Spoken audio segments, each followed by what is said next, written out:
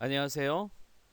기독교 세계관을 가지고 영어로 복음을 땅끝까지 전파할 글로벌 크리스찬 리더 10,000명 양성을 목표로 설립된 예수제일 예일 글로벌 미션의 대표 여진석입니다.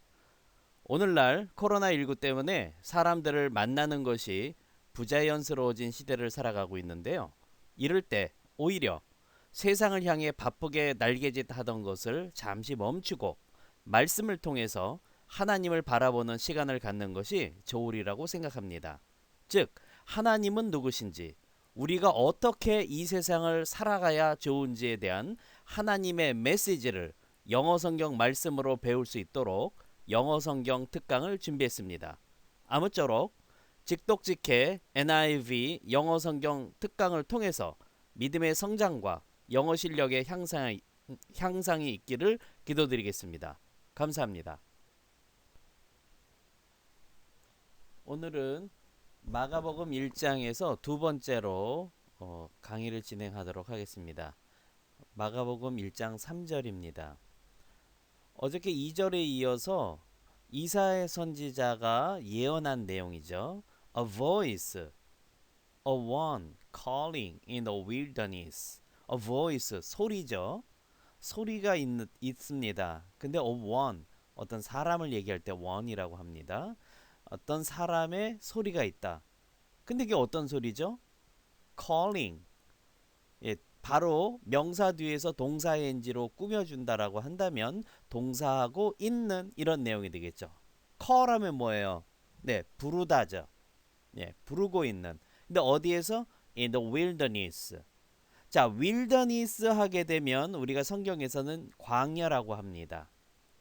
예전에는 desert라고 하는 말을 썼었죠. 그러면 desert는 사막이에요. 사하라 사막. 우리가 아는 그 사하라 사막은 굉장히 광활한 부분이 다 모래로만 되어 있는 거죠. 거긴 진짜 아무것도 없어요. 그러나 지금 윌더니스라고 했을 때는 물은 없지만 거기에 작은 그런 어떤 풀들이 좀 자라나고 뭐 그런 것들이 있기 때문에 사막하고는 조금 다른 개념입니다. 광야에서 부르고 있는 사람의 목소리가 있다. 네, 그런 내용이고요. 근데 뭐라고 그랬을까요? Prepare the way for the Lord. Prepare. 자, pre 하면 before라고 그랬죠. Pair라고 하라 to paire라고 하면 to make ready. 준비하다. 미리 준비하다. 그래서 the way 길을 준비해라. 근데 그 길은 누구를 위한 길이죠? For the Lord. 주님을 위한.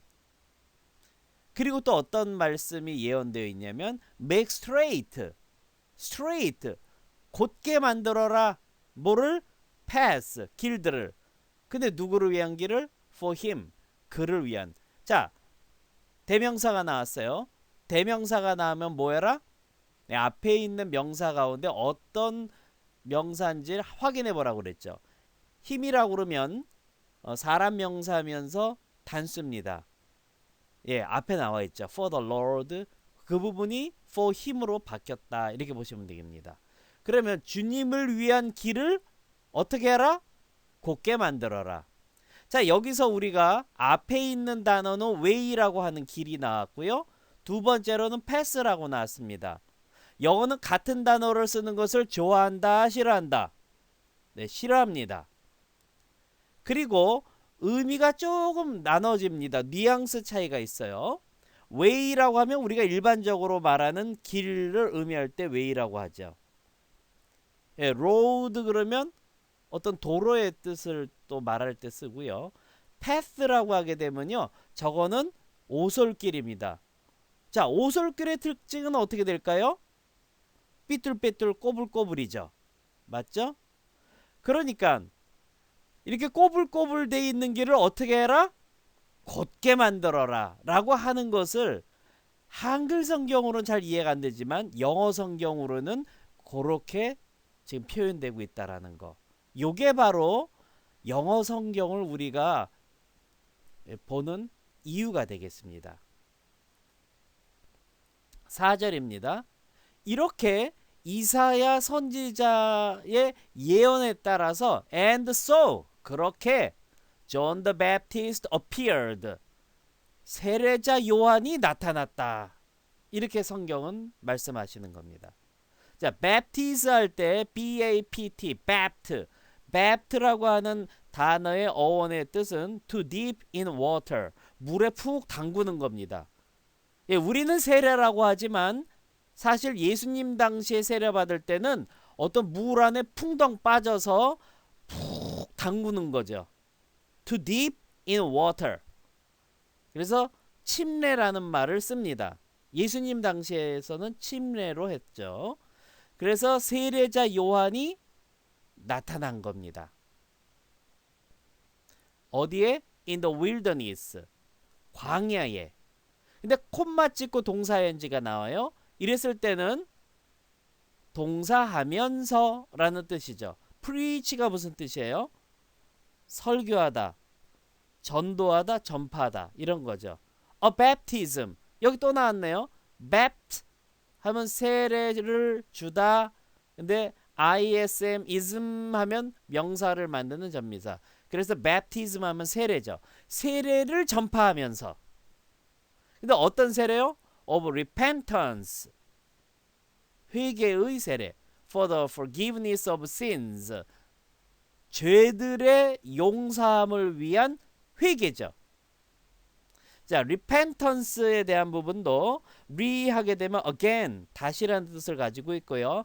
pent, pent 하게 되면은요, to cause to repent, 후회하게 만드는, 후회하도록 이끌어내는 이런 뜻입니다. 또 pent 하게 되면 punishment, 형벌, penalty, 형벌 이런 단어의 뜻과 같이 연결되어 있습니다. 자, 오늘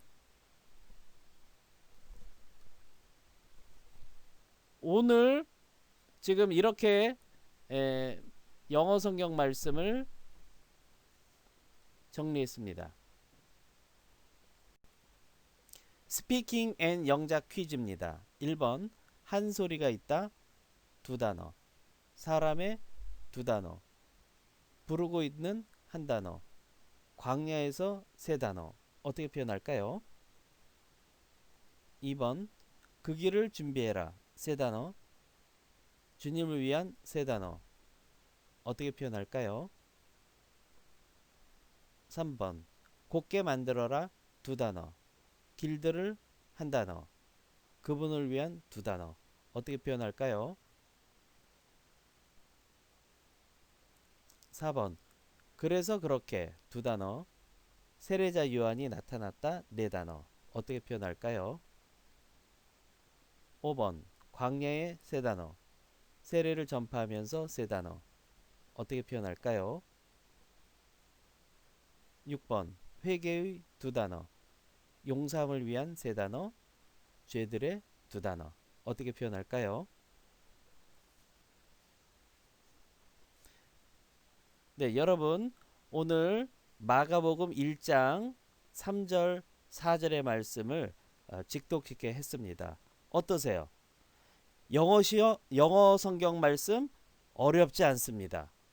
이렇게 코끼리를 먹을 때 이렇게 한 점 한 점씩 잘라 먹으면 그 큰 코끼리를 쉽게 먹을 수 있는 것처럼 영어 성경 말씀도 이렇게 의미 덩어리로 한 의미 덩어리를 직독직해 하면서 이해하면 쉽습니다. 오늘도 수고 많았습니다. 바이바이.